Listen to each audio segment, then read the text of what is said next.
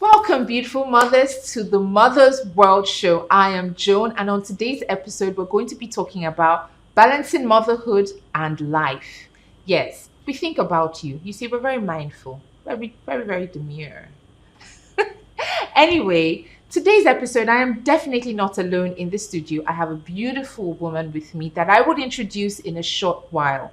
But what is Mother's World? What are we about on this show? This show is about women who long to be mothers, new mothers, and seasoned mothers. And of course, we're not going to neglect the men who have spouses that are expecting to be mothers, that are mothers, and are even seasoned mothers. Because men also, Mother's World is important for you to understand your wife and motherhood, or your spouse and motherhood. On this show, we're going to be talking about issues, challenges, and most importantly, solutions, so that we all can know how to navigate motherhood one step at a time. Do not go anywhere, guys. We'll be right back. This is still Mother's World. My skin is my identity, my strength. It's unique and deserves care made specially for me. New Nivea Radiant and Beauty Even Glow, enriched with 95% pure vitamin C and pearl extract. For visibly radiant and even-toned skin in just 2 weeks. New Nivea Radiant and Beauty Even Glow, for your shade of beautiful.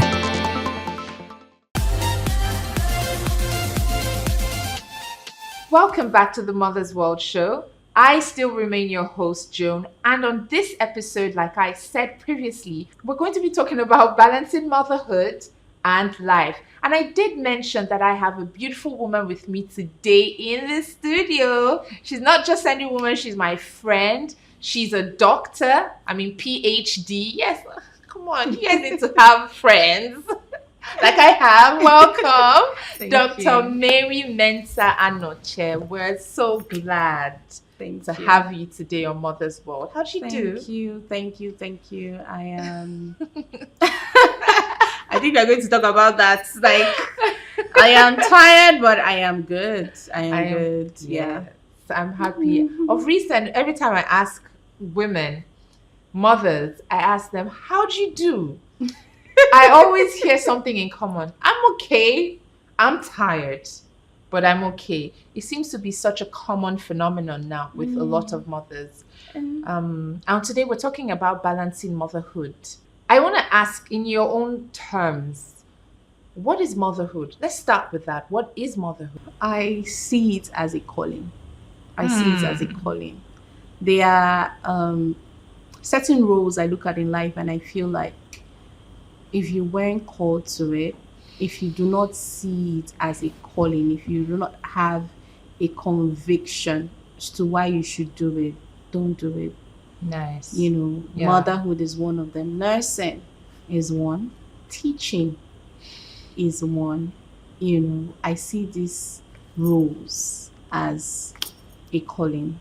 To have the minds of the next generation in your hands, and you can shape it for them to become useful humans when they become adults, for them to become impactful adults, creating positive impact in their world, in their generation. It is such a privilege, and I'm not sure if this is something that people actually sit down to talk about. It's because it's in a sense easy and not easy to become a mother. Yes. We see how many people just get pregnant. Ask yourself questions. Why do I want to be a mom?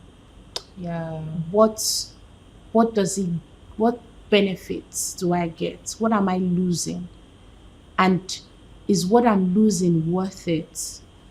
It's questions like this that can really, really be helpful on your journey as a mother. You've touched on, you said something that really struck a chord. You also said motherhood is a calling. And I do understand when you say it's easy to get pregnant. Scientifically, like you said, obviously the challenges with pregnancy. You're talking about the steps to getting pregnant. It's not rocket science. Yes, it's not rocket science, right? But what is rocket science are the elements that comes with motherhood, which is teaching, nurturing, you said something that's so key. You said preparing kids so that they can be useful adults in the future. So essentially, everyone is useful. But there's some that may be questionable adults today. It's not a secret that we have some people that we question their existence.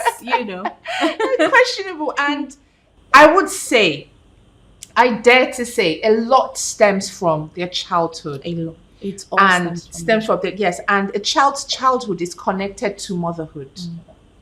Motherhood is so common, but it's barely spoken about. How can something so common be spoken about so scarcely? I think it's like you just said, it's common. People don't. It's something that you're meant to do. It's something Exactly. that should come naturally. Yes. So obviously that attention Yes. will not be given to it because they're like it's innate. It's It's innate. instinct. Yes. And we'll talk about that later because this is instinct. There are many things I would rather do with my time. There are many things that naturally I want to do, but I have to hold myself back. Would you call that instinct? But anyways, I like this because this is like this is so helpful to a lot of women out there, because a lot of women out there, mothers, they're very misunderstood.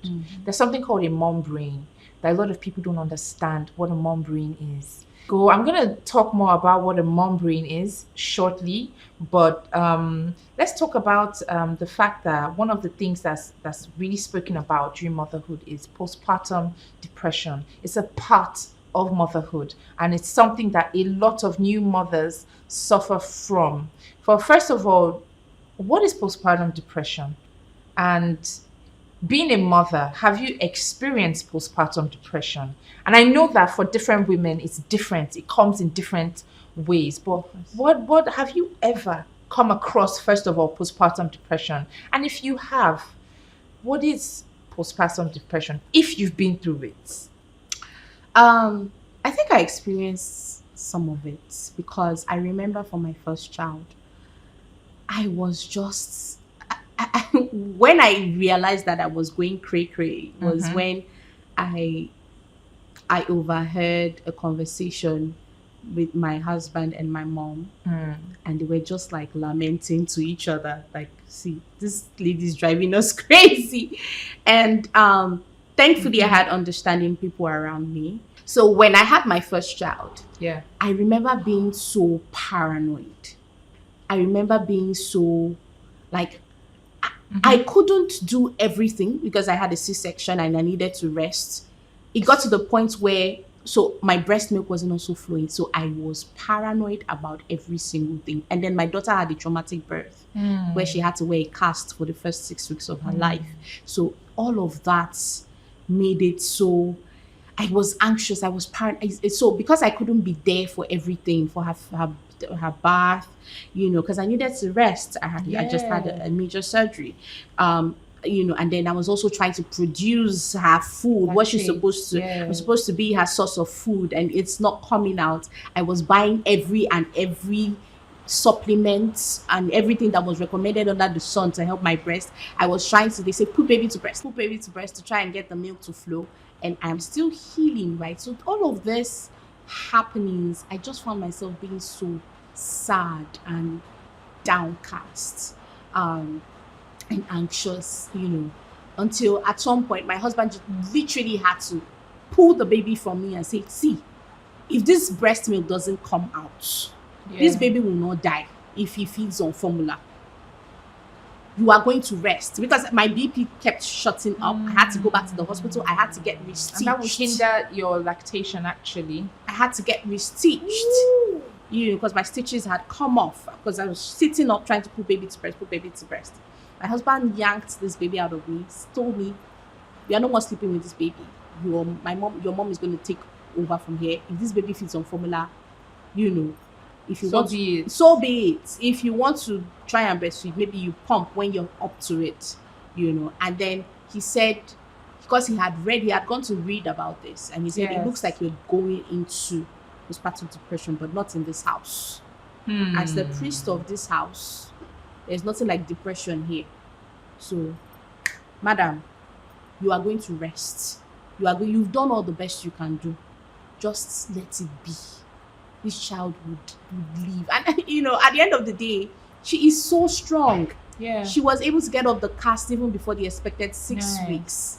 Right? Her legs are normal, you Yes, know. thank God. Everything I worried about. So when I was having my second child, I had something to look back on and say, it will all be fine. Yeah.